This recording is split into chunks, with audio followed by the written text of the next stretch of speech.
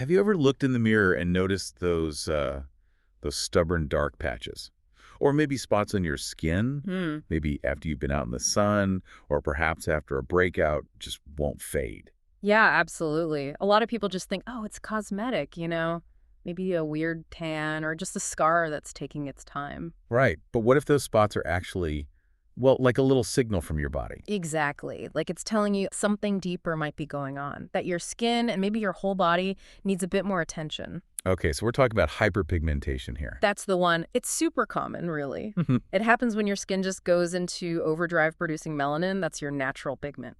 And yeah, while it's usually harmless, it can definitely make you feel a bit self-conscious. For sure. It impacts confidence. Absolutely.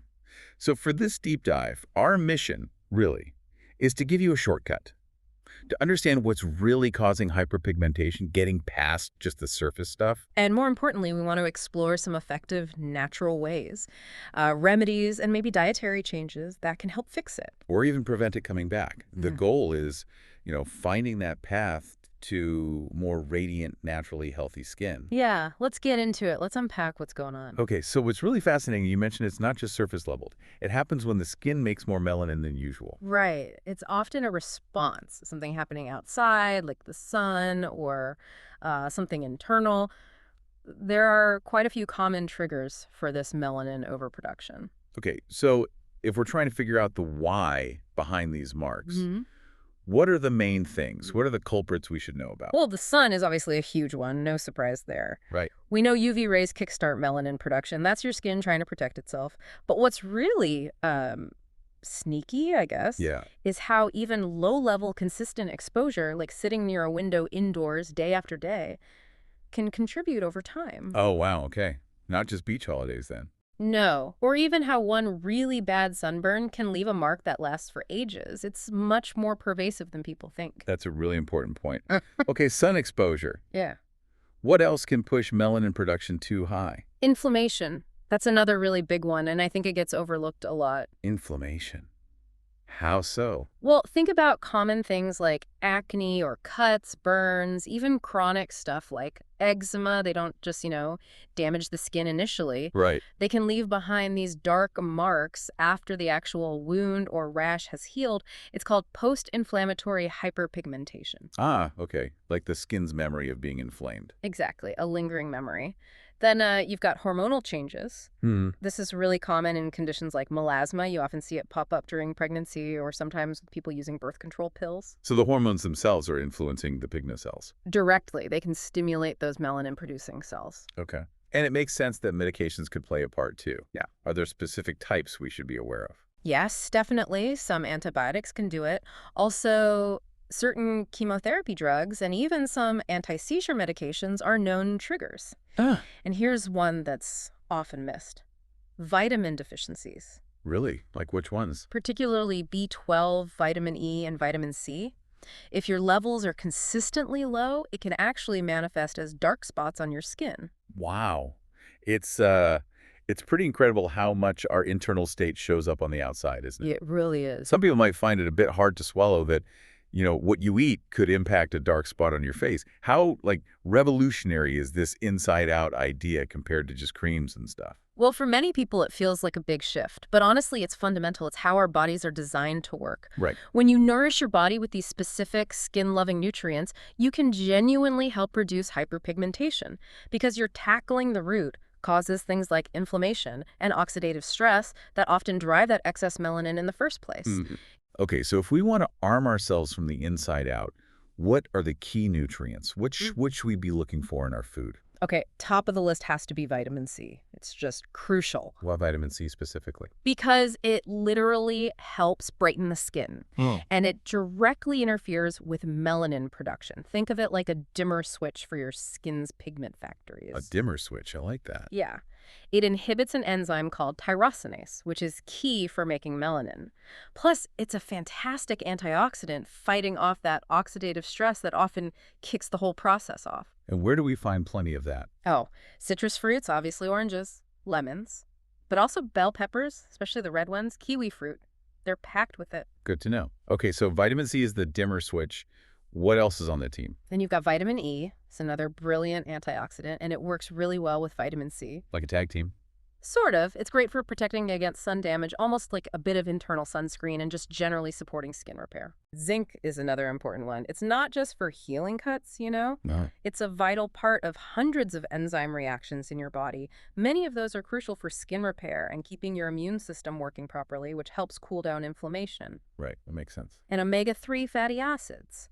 They are true powerhouses for calming down systemic inflammation, just creating a better environment for your skin to heal itself. Okay, omega-3s, fish oil, flax seeds. Yep, fatty fish, flax seeds, chia seeds, walnuts, and one more group, don't forget polyphenols. Polyphenols, where do we find those? Think green tea, berries, dark chocolate even. They actively fight oxidative stress. You can think of oxidative stress as like cellular rust or internal wear and tear. And that wear and tear definitely contributes to skin damage and pigmentation. So, knowing all this about how powerful these nutrients are, how can we actually use our kitchen?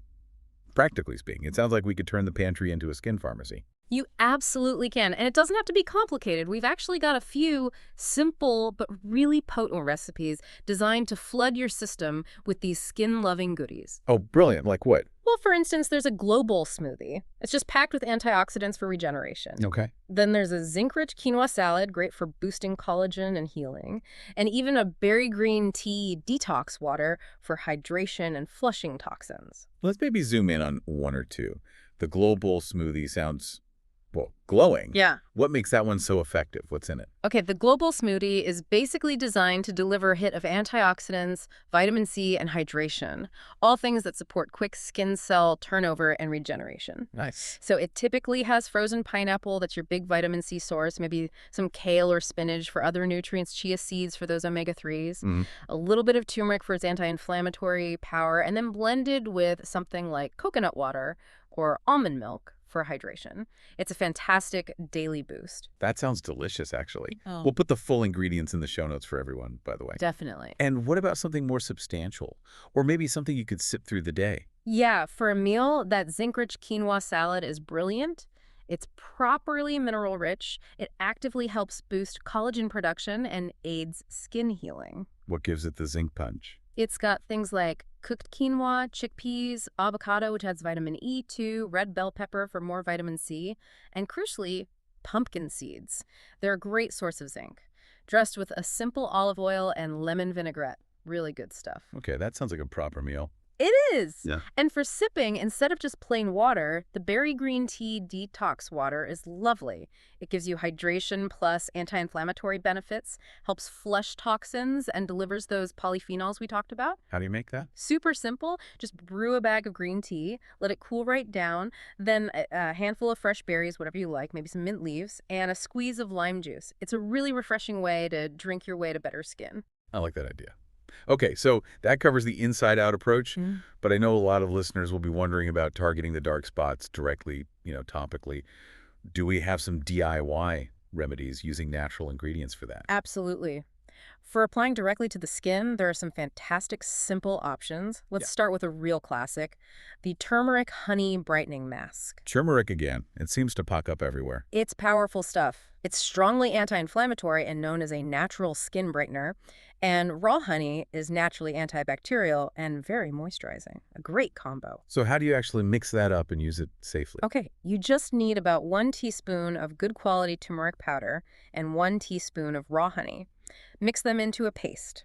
Now, if your skin is sensitive, you might want to add about a teaspoon of plain yogurt or even some aloe vera gel. That acts as a nice buffer. Okay, good tip. Then you just apply this paste directly onto the dark spots. Leave it there for about 10, maybe 15 minutes.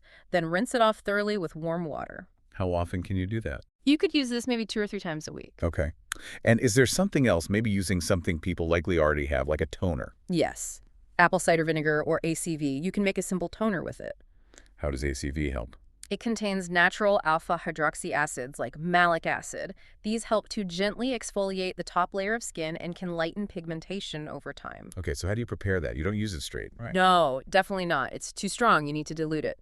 Mix 1 part apple cider vinegar with 2 parts filtered water. 1 part ACV, 2 parts water. Got it. Then just dip a cotton ball in the mixture and dab it onto the dark spots. Once a day is usually enough, and nighttime is probably best. And importantly, Always, always moisturize afterwards. ACV can be drying, so you need to replenish that moisture barrier. right.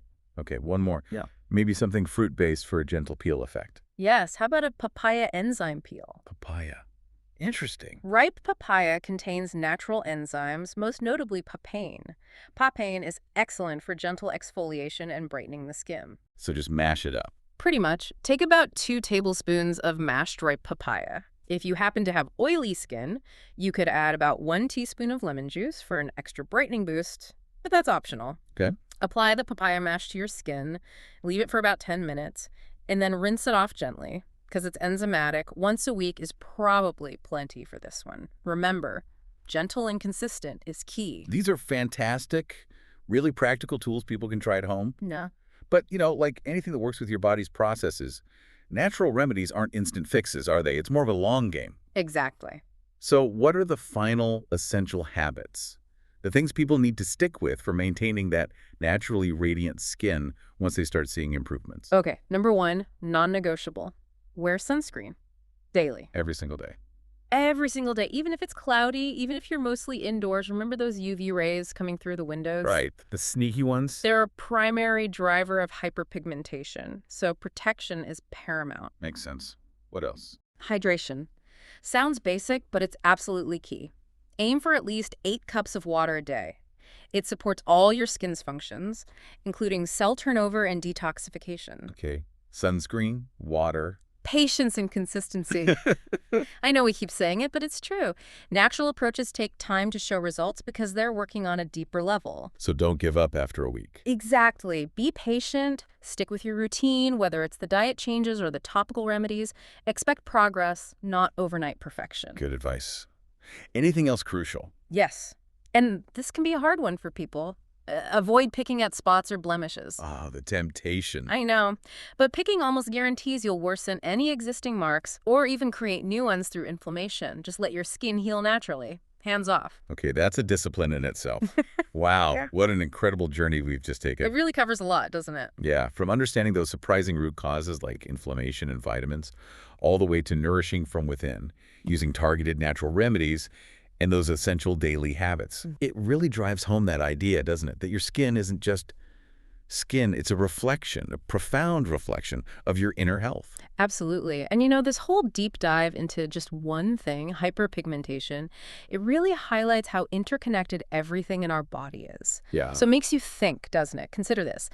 Now that you understand the root causes and internal connections for something common like hyperpigmentation, how might that encourage you to look at other health issues, things that seem maybe just surface level? Like a lingering headache or... Exactly. Could you look at them through a more holistic lens in your own life? Is that symptom just a symptom, or is it maybe a signal, something deeper telling you something? Definitely something to ponder.